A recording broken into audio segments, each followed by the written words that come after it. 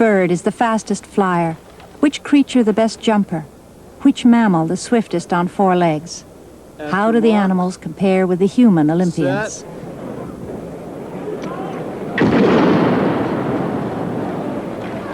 Well, for a start, they're differently equipped. The millipede has 400 legs, not incidentally 1,000. The centipede has 40, not 100. It, too, is in a class of its own. All spiders have 8 legs. Some, like this tarantula, plod along. Other spiders are faster. The ghost crab also has 8 legs and twinkles sideways across the sand like a ballet dancer on points.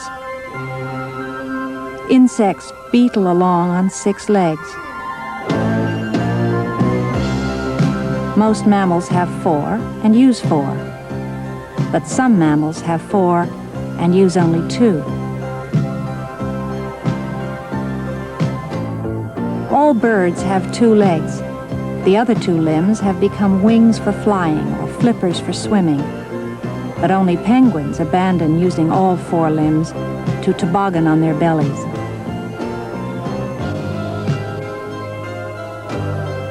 Lizards may also get up on their hind feet, the faster to run.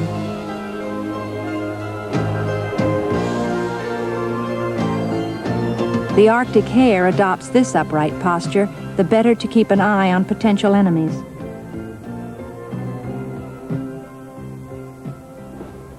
At the other extreme, the seal uses its front feet, having turned its rear 2 into a kind of tail, and the front feet may be moved alternately or together, but either way, it's style rather than speed.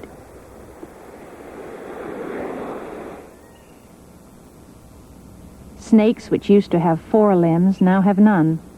A far cry from 400 legs, but still the sidewinder could overtake the millipede. In the race to get ahead, each overlander, non-human or human, has its own way of moving, adapted by evolution to its own way of life. Sports doctors study athletes in training. Zoologists probe the mysteries of animal locomotion. Human walkers, carefully chosen, then highly trained, heel and toe along at nearly 9 miles an hour. Scientists have compared walking to the rolling of a hard-boiled egg, because when the egg falls forward, it's using gravity, and when it rises, it's using momentum. And that's what the walking ostrich is doing. It's gracefully transforming with each stride the energy stored in forward motion. Running is not such a smooth progression. A runner bounces along, storing energy in the elastic elements of muscles and tendons, and recovering that energy to help each foot off the ground in succession. The comparison is with a ball that deforms and reshapes itself each time it lands and takes off.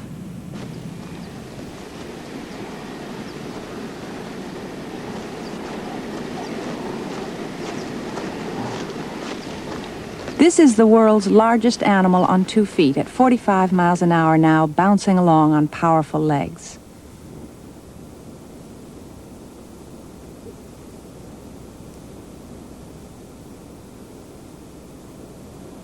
It is easier to see the action in slow motion. The Achilles tendon, in which the energy is stored, runs the length of the leg because the ostrich has its leg muscles as near as possible to its body. And this means that the legs themselves are lighter and so require less effort to swing forward with each step. And the legs are free of feathers so as to be air-cooled.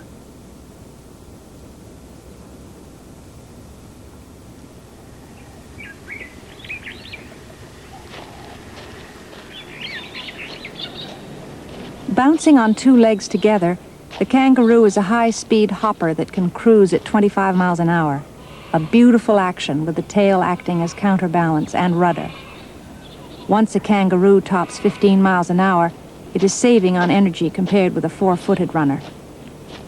But hopping at low speeds has serious shortcomings, and that's partly why few large animals, besides kangaroos, have chosen to employ the principle of the pogo stick. The pronghorn antelope, a more conventional animal Olympian with 4 feet, It's the long-distance runner of open sagebrush country in western North America.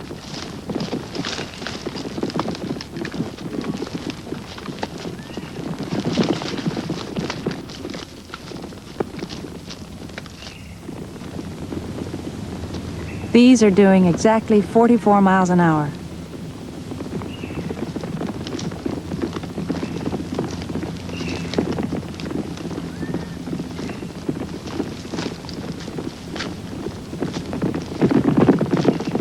Their breathing is in phase with their movements.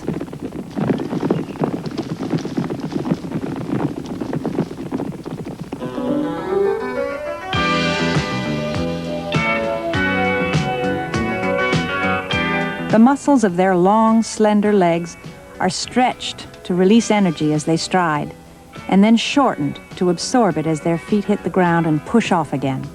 The speed and endurance of these excellent runners has adapted them well for traveling far and fast.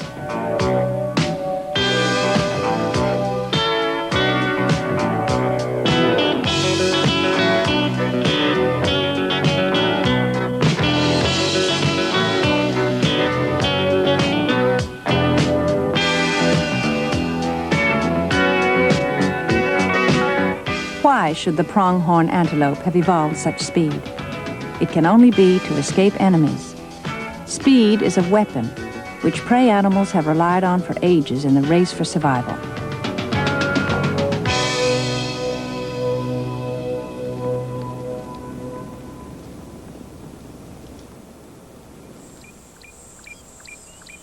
Gold medalist among the overland hunters, the supreme sprinter of the wild world is that lithe cat of the African savanna, the cheetah. So remarkable is the cheetah, we'll be looking at its performance in depth, its physique, its anatomy, its tactics.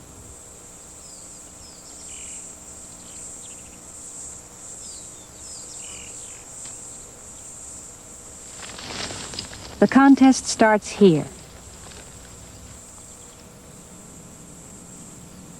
Like much of our film, the pursuit is in slow motion, the better to see and appreciate the action.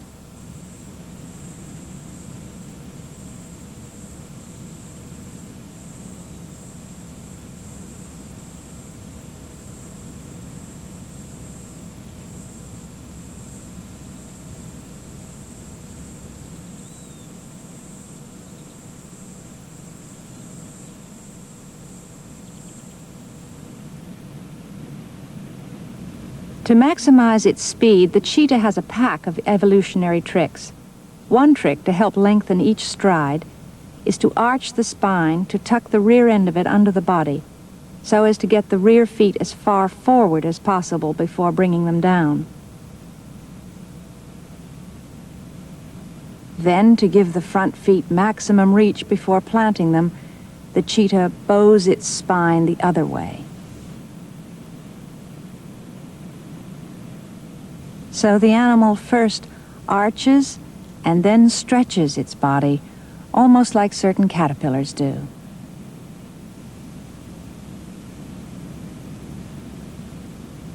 The cheetah has been carefully timed up to 62 miles an hour, and there is one respectable claim for a 71-mile-an-hour cheetah. At this speed, the animal could give to 100-meter human sprinters a 65-meter start and still beat them. They do only 23 miles an hour. The 100 meters takes 9 seconds, and the competitors don't really breathe as they run. Not so the 400-meter men, whose race takes 44 seconds. They do breathe. The point is that it takes about 20 seconds before inhaled oxygen can do your performance any good. So, different distances demand different strategies.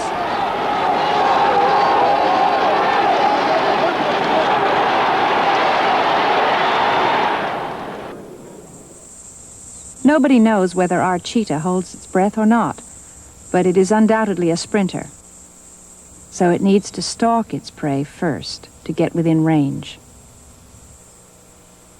A Thompson's gazelle. First gear, walking. Second gear, trotting. The big cats don't canter, so it's straight into fourth gear, the gallop. Incredible acceleration, and even this shot is in slightly slow motion. The cheetah's aim is a swift catch. The gazelle's main hope is to avoid early capture.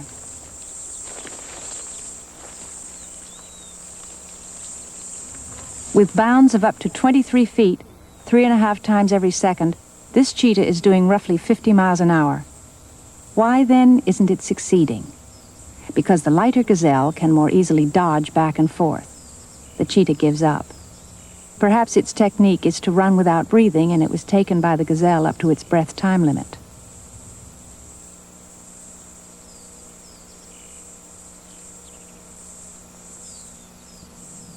The action replay starts when the cheetah is already trotting.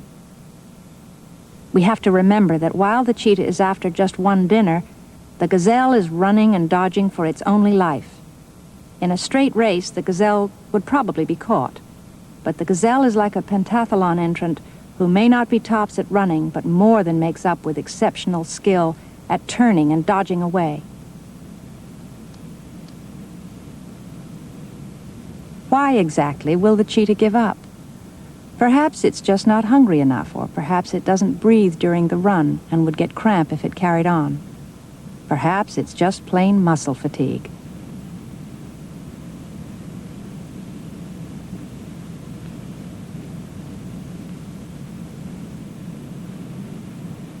Competition in the natural world means a number of things. Hunter versus hunted, as we've just seen, but also hunter competing with hunter, which means that less fit cheetahs lose out and maybe even die of starvation.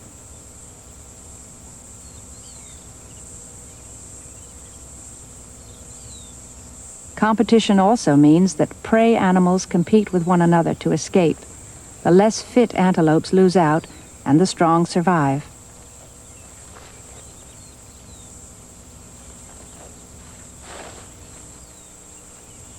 Nature is red in tooth and claw. It's natural selection, Darwin's discovery.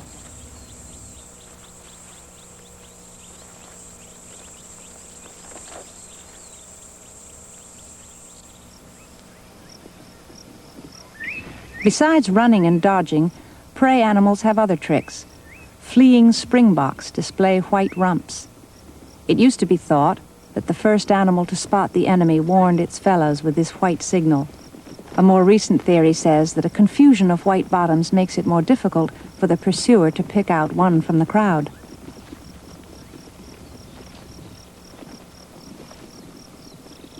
Even more interesting, why do they jump over nothing? Could it be that the leapers are saying, "See how high I can jump? I'm one of the fitter ones. You stand a better chance if you pursue someone else." It would be another example of competition for survival.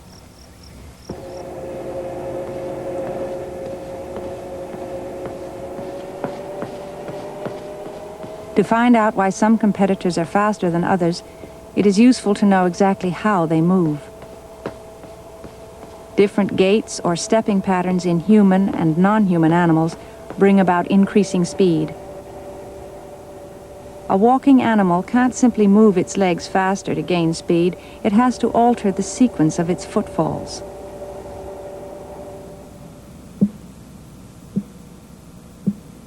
Walking means that each leg swings forward at its own time. But the beagle is changing now into second gear, the trot. Each diagonal pair of legs now moves together.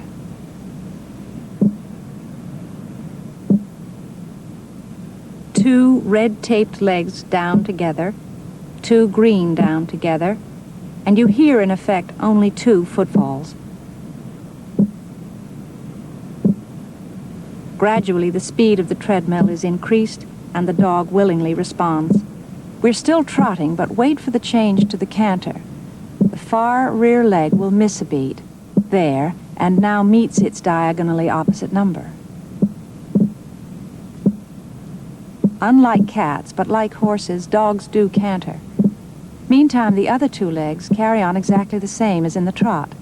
Now we hear three footfalls, two singles and a double.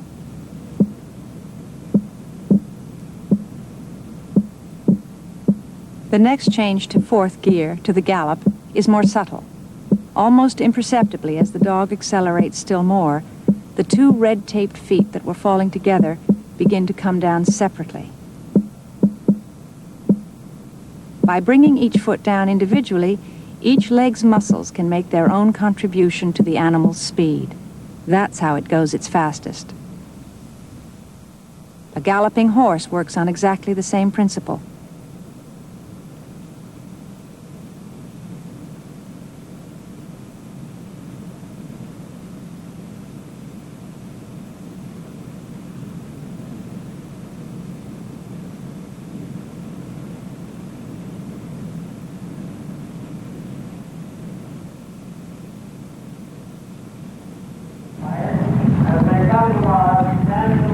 A 1.5-mile race is won at 35 miles an hour.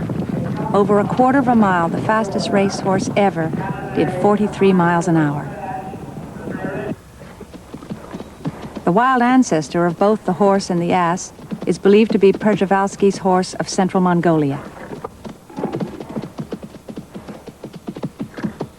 Members of the horse family are the most effective running machines ever evolved. So the horse and its close relatives are obvious entrants for the wildlife marathon. One domestic descendant of Przewalski's is known to have covered 20 miles in an hour.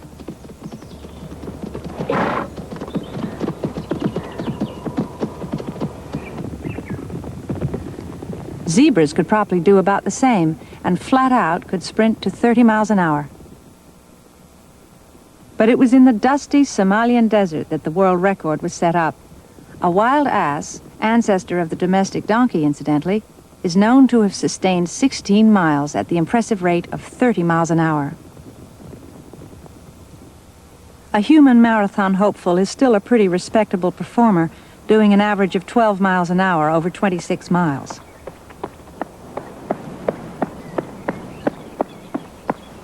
Besides man, only the horse can be considered a true Olympic entrant. An endurance test is one part of the equestrian Olympic 3-day event. It's designed to test both the horse's and the rider's fitness and ability to complete an obstacle course. The 16-mile course has been run in about an hour and 50 minutes.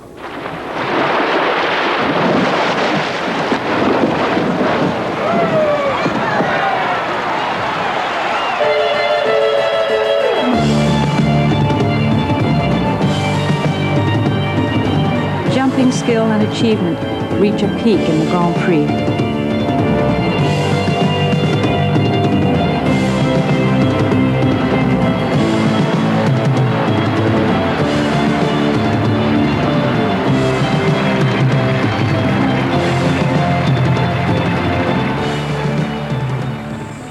A wild impala needs to be able to jump as it runs if it's not to become a meal at the first obstacle. And it helps a kangaroo to clear a 5-foot fence.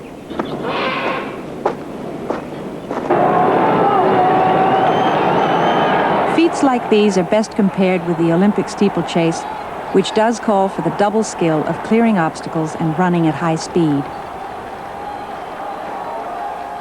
Steeplechasing no doubt had its origin in early man's need to move swiftly and to clear hazards as he went. He must have had to sprint at high speed towards his dinner. He may also have had to escape at high speed from a wounded animal that had turned on him.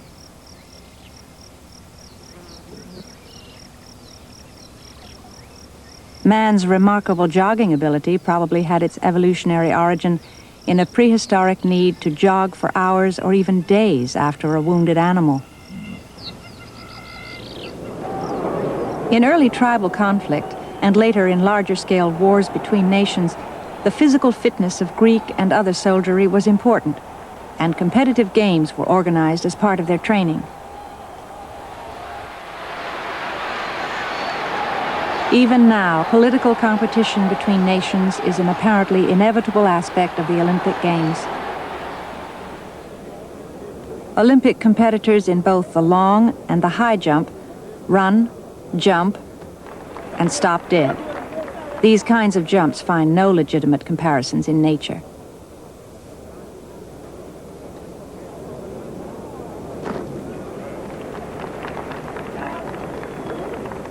In Norway, however, they have a standing long jump which compares rather nicely with what frogs do.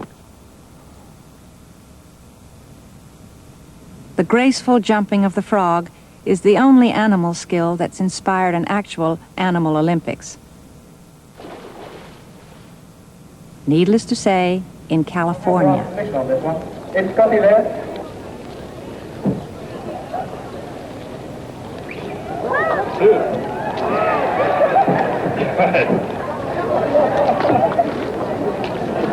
One, good jumper. Two, three, a good jump from Big Ben from England there. Three. One, two, three, fantastic.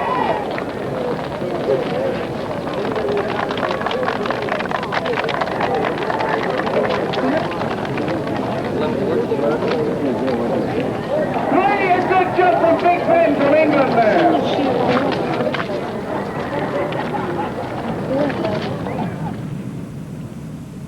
Like frogs, grasshoppers have elongated legs for liftoff. A top hop is almost 60 inches, 5 feet. Jumping like this consumes much energy, but is said to be an effective method of escape from predators because its direction is unpredictable.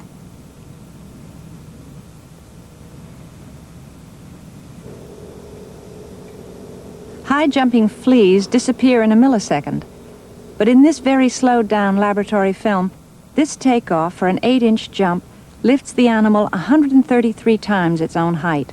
That's like a person jumping to the height of a 700-foot tall building.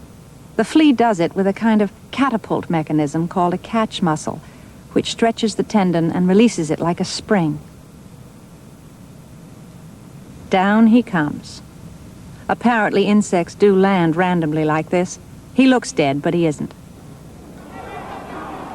Unlike primitive man's all-out fisticuffs, sport boxing involves padded gloves and no hitting below the belt. It's ritualized aggression, though serious injury and very occasional deaths are not unknown.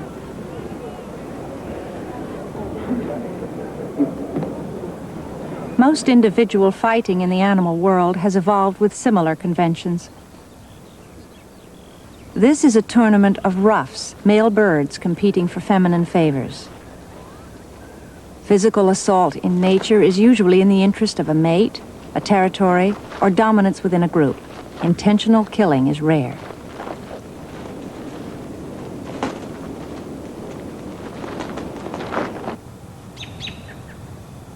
Mad March hares are not so much mad as sensibly anxious about securing a mate.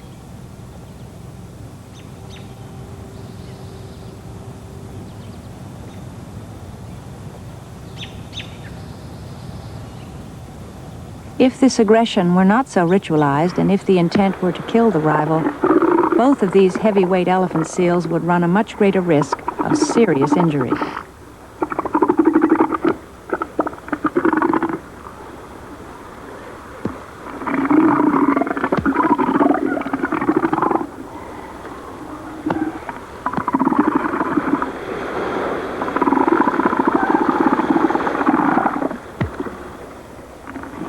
For this reason, no doubt, the dominant males don't start fights with rivals.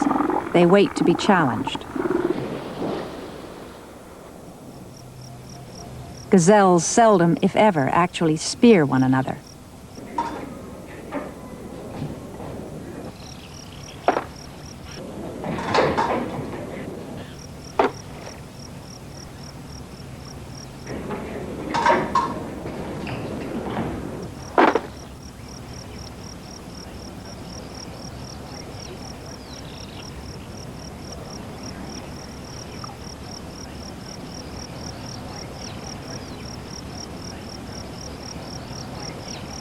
Red deer stags fight pretty hard, but less dangerously than they might.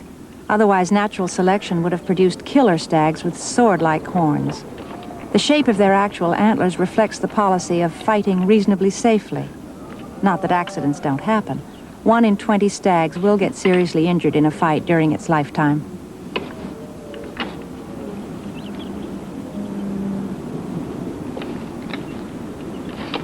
The harem holder here is repelling the challenge of a young bachelor.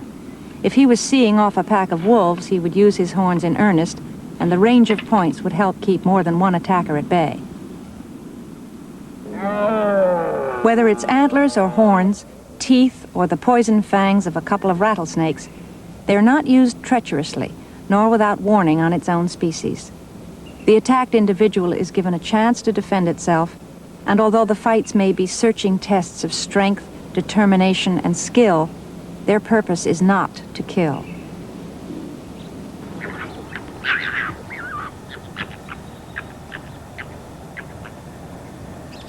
These various skills are learned at an early age.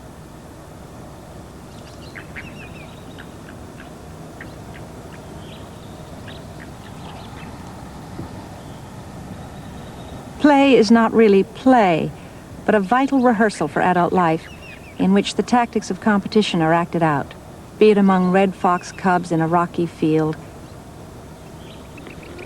or baboon babies on an African mountain.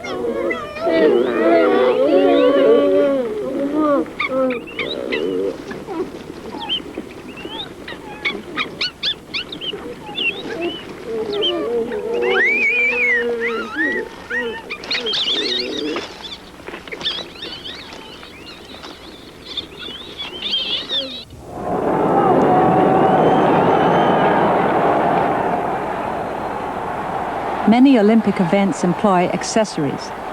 Today's javelin was yesterday's war spear, but there was a limit to the distance a missile could be thrown, and so the gun was developed.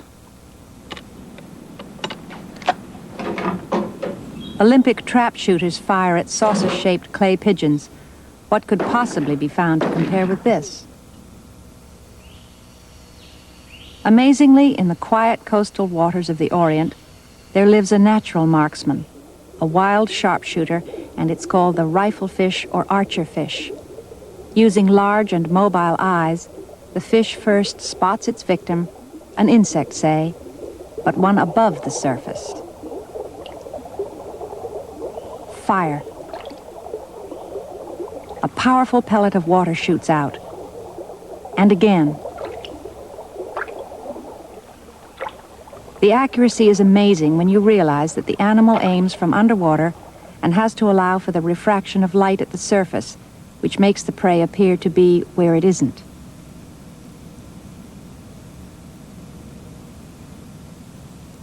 Almost directly below its target, the fish positions itself.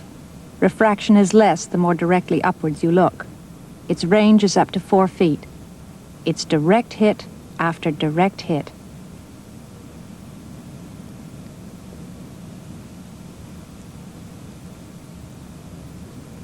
The firing mechanism involves enormous jaw muscles and a tiny tube formed by the tongue and the palate. A really powerful jet can travel 15 feet. That was nature's riflefish, one of the most sophisticated of all the animal Olympians.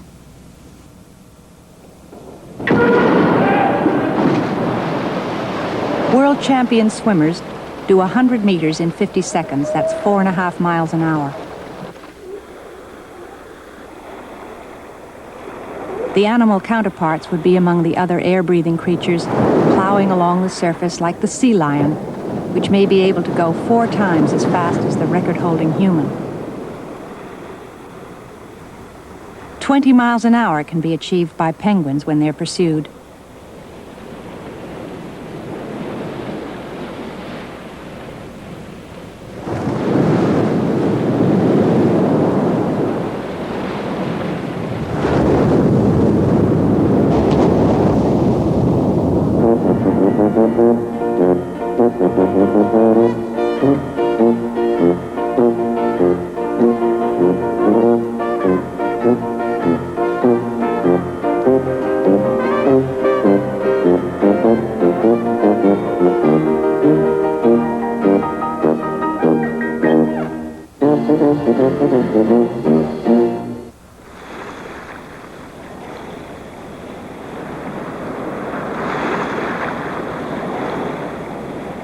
The reason why porpoises porpoise, or penguins porpoise for that matter, is that it saves energy.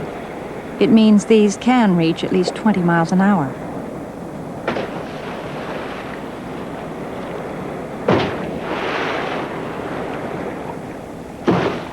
But what about this chap? It's difficult not to believe that he's doing it for fun.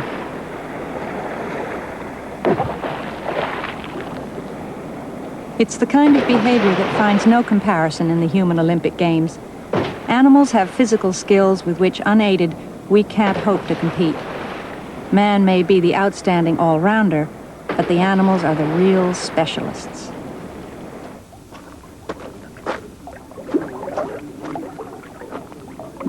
What special events would they choose if they organized their own competitions? Breath-held diving, perhaps.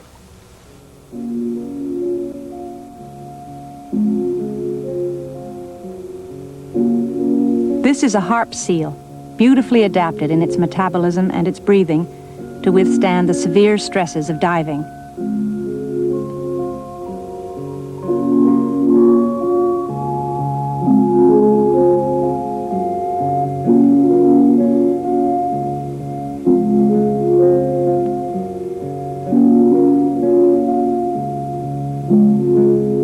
The seal can decrease its heart rate to just a few beats per minute and shut down the flow of blood in its body during a prolonged dive. The vital supply of oxygen is then reserved only for use by the heart and the brain.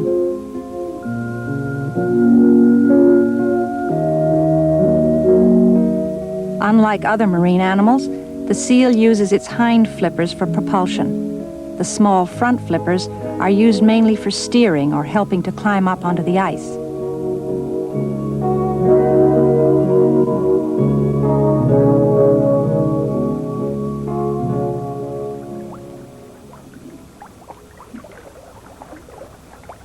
One year, perhaps breath-held diving will become an Olympic event.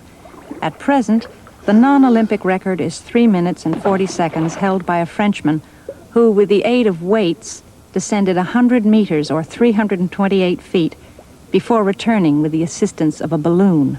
Among birds, the record holder is an Antarctic emperor penguin known to have stayed under for at least 15 minutes and to have dived to 265 meters, over 800 feet. Among the smaller marine animals, the Weddell seal, also from the Antarctic, is known to hold its breath for 40 minutes and to descend to 1,000 feet, or 300 meters.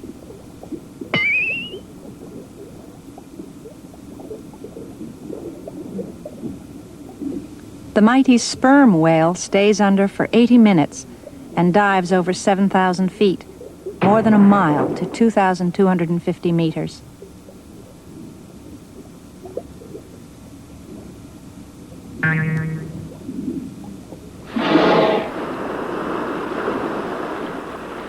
Another whale, the Pacific gray whale, is a contender for the next Animal Olympics event, the surface marathon swim.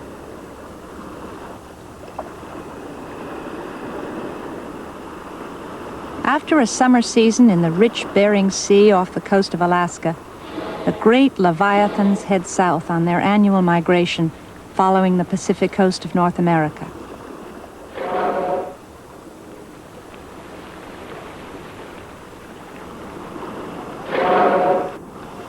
It will take 3 months for them to swim nearly 5,000 miles to calving grounds in Mexico. Whales are the largest warm-blooded seagoing animals.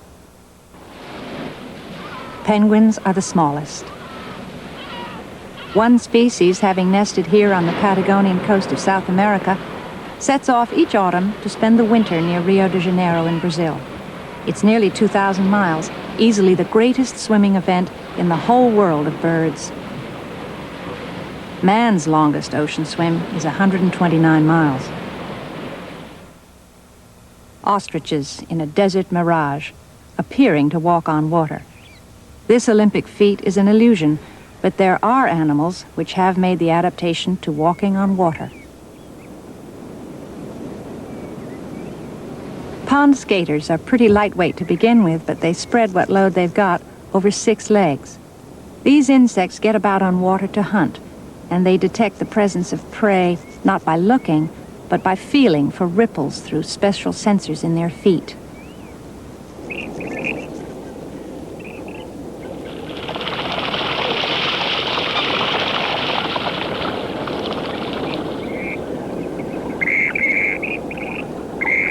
More extraordinary because of the sheer physical effort involved is the dramatic climax to the courtship display of the swan grebe of western North America.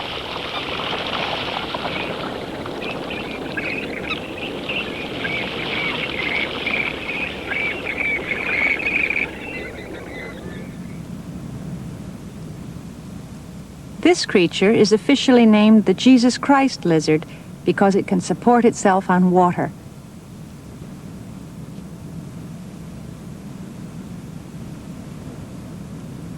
Using the same action of its long hind legs as on land, it can, and regularly does, run across the surface of the water to escape from danger. This high-speed running on specially adapted feet equips the lizard to move faster than most predators can swim.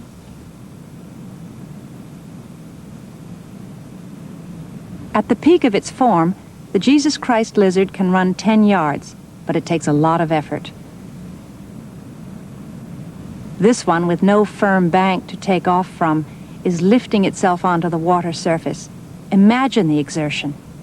That's the Jesus Christ lizard of Central America, water walker extraordinary. Few of the world's 20,000 kinds of fish have ever been timed, but the winner of an underwater swimming event would likely be an aquatic predator pursuing smaller but very speedy fish.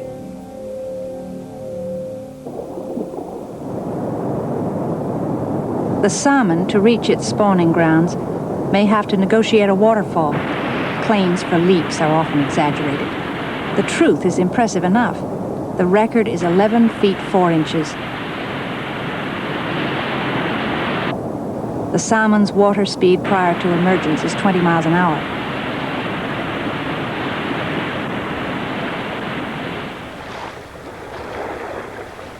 One marine fish found leaping so much to its advantage, it turned one pair of fins into wings.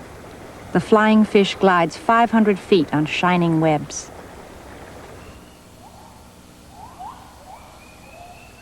And so to locomotion through air. Among the animal aeronautic events, we would expect to find speed flying, soaring, hovering, and gliding. The gliding animal here is a Borneo squirrel.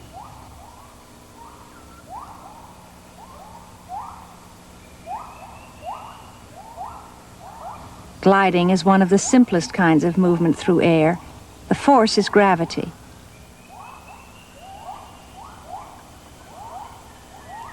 The idea is to save the effort and risk involved in climbing down one tree and then walking to and clambering up another tree. The glide can be over 200 feet.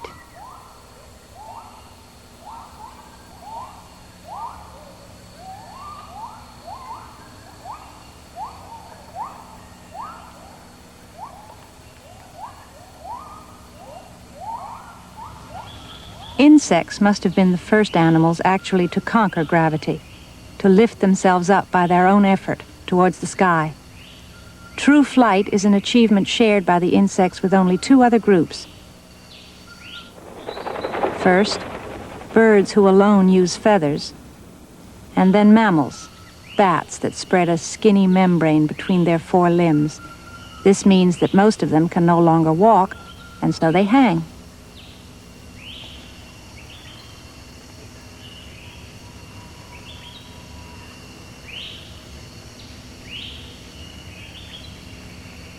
But whether these wild wings are of skin, or feathers, or of insect scales, they all provide lift against the pull of the earth and forward motion against the resistance of the air.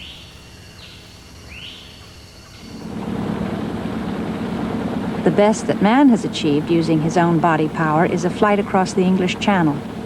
But it had to be in a highly sophisticated machine. The machine was called, incidentally, the Gossamer Albatross.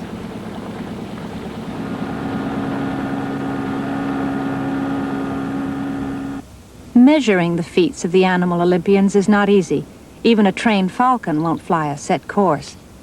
So one method was to attach a small spring-loaded propeller to the bird and afterwards measure how far off the thread it had run. The device produced a figure of 60 miles an hour in level flight, far less than the widely accepted but exaggerated claims that had been made.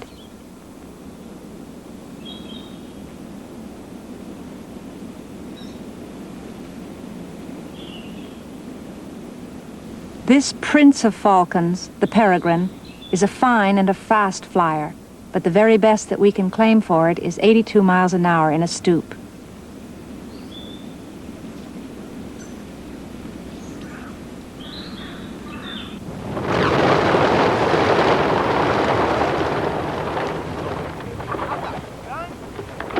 Homing pigeons can give reliable figures provided full and honest account is taken of the weather, particularly the wind, at the time of the race.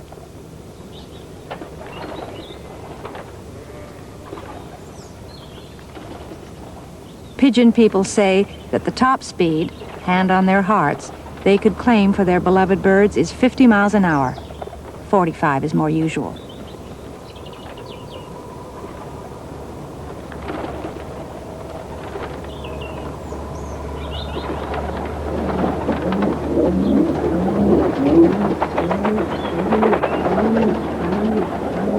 Man, however, with a lot of help from technology, can fly at over 2,000 miles an hour in a plane. And he can also stay still in air using another very complicated machine.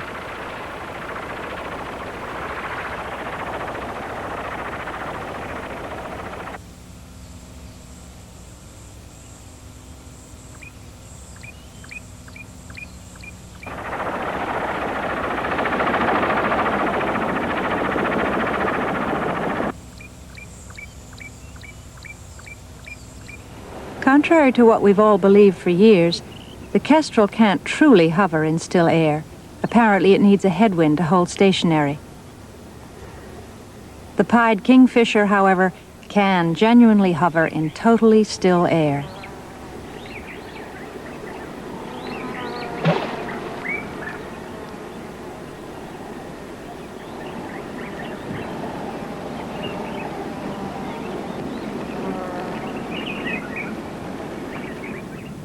Slow motion gives a close-up in time of eyes held still in space, the better to detect movement below.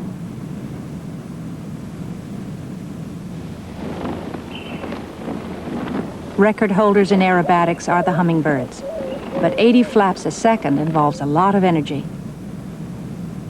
Again, slow motion to reveal how perfect its control is. By beating its wings in a figure-8 pattern, delicately adjusting the angle of wing beats and modifying air currents with a rudder-like tail, it not only hovers but also moves slightly up, down, forwards, or backwards.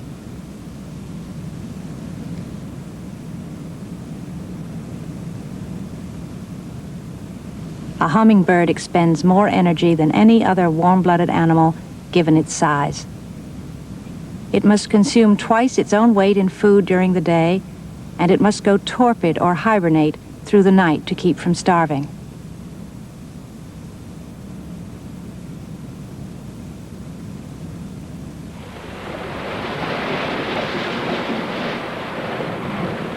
In nature's air show, slope soaring is a specialized skill.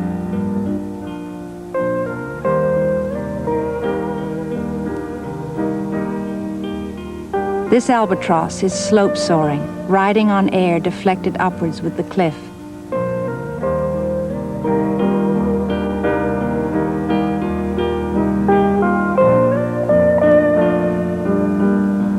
The long, slender wing of the albatross is well suited for soaring at fairly high speeds.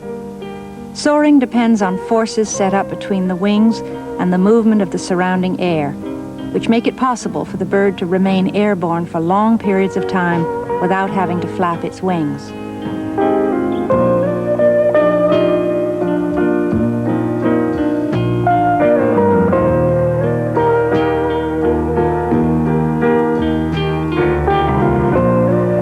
Their bodies are streamlined for this sustained, sailing flight, and they use their feet and tail to help them maneuver easily in wind and air currents.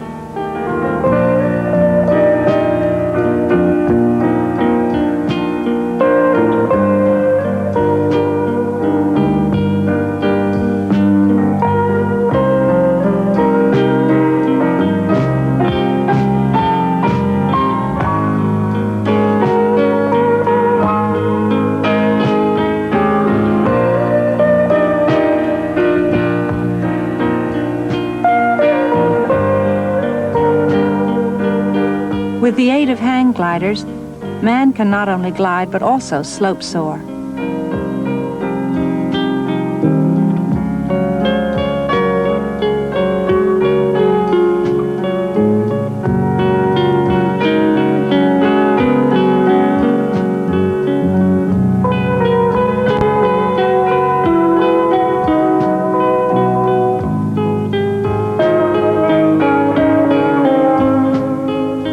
Another kind of soaring event is riding on thermals, on rising spirals of warm air. Strong wildlife contenders for the medals here will be the vultures. They regularly rise to 6,000 feet. Other birds like storks and eagles go in for cross-country soaring. They migrate by using a succession of thermals.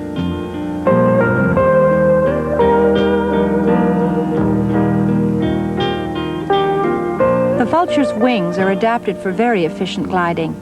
They have a large surface area and distinctive stubby wingtips with the feathers spread out at the ends.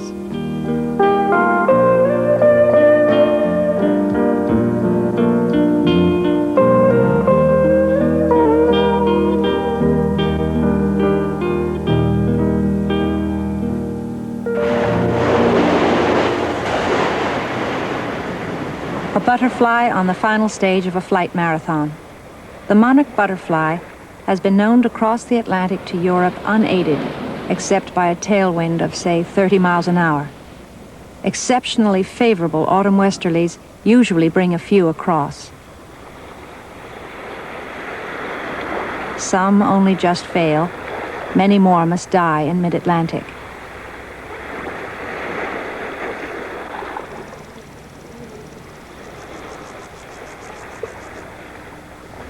Feeding up after 3 whole days flying at about 11 miles an hour, to which, of course, has to be added the tailwind.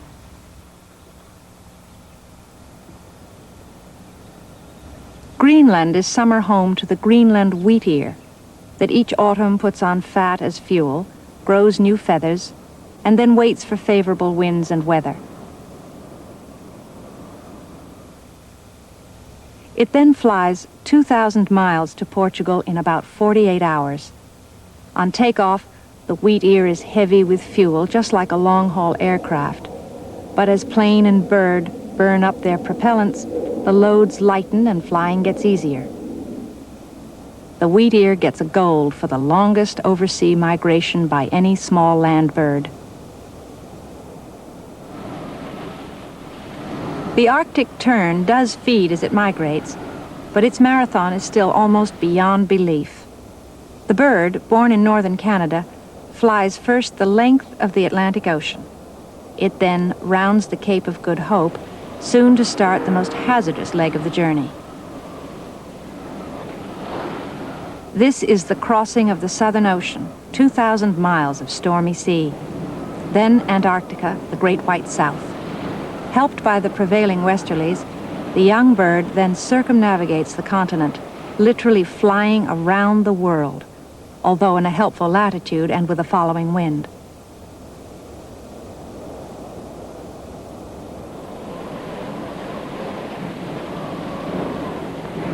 Now back north, and to complete in 23 months a stupendous journey of 14,000 miles to navigate home to its precise birthplace.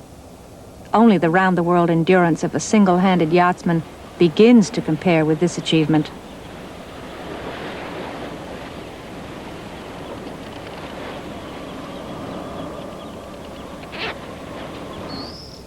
One startlingly quick marathon of 800 miles by an incredibly young bird concerns an Oxford swift. In the tower of the University Museum in Oxford, England, the birds have been provided with nest boxes, and they have been the subject of much scientific scrutiny. Every year, adults and young ones have been ringed with numbered identity bracelets.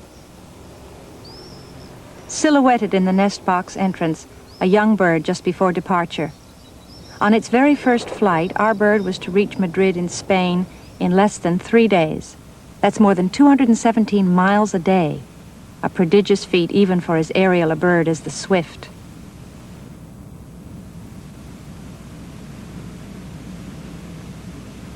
It's on the wing that swifts feed, drink, mate, and even sleep in their own way. They don't breed until they're 3 years old and have no reason to alight during that time. They're believed to remain in flight continuously for those 3 years, clocking up nearly 1 million miles. It's a flight marathon to end all flight marathons. Our last purely animal event is treetop acrobatics, as performed, for example, by the colobus monkey. They know their way around the tree canopy as we know our way to the office, but their performance is no less wonderful for that.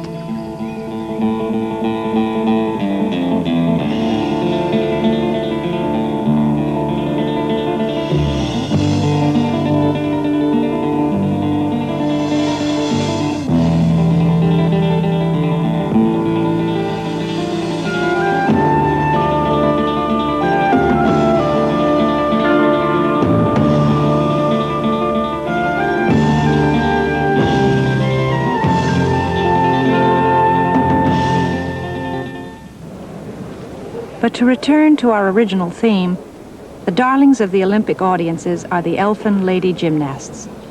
Nadia Comaneci was the first in Olympic history to gain a perfect score.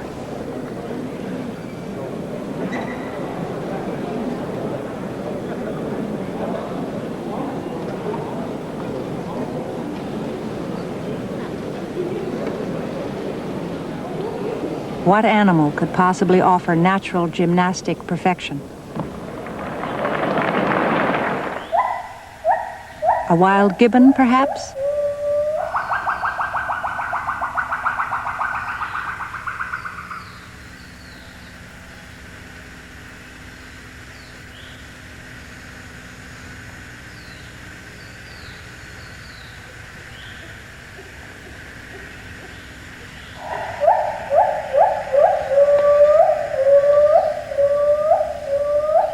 Scientists try to remove the mystery from natural phenomena, even from natural perfection, but not to take away our sense of beauty and wonder. There are those who find it impossible to believe that a performance like this can be the result of natural selection. But Charles Darwin would have called this a difficulty of our imagination. So long has the process taken. Not a difficulty of our reason. The matchless feats of the animal Olympians are miracles performed by evolution.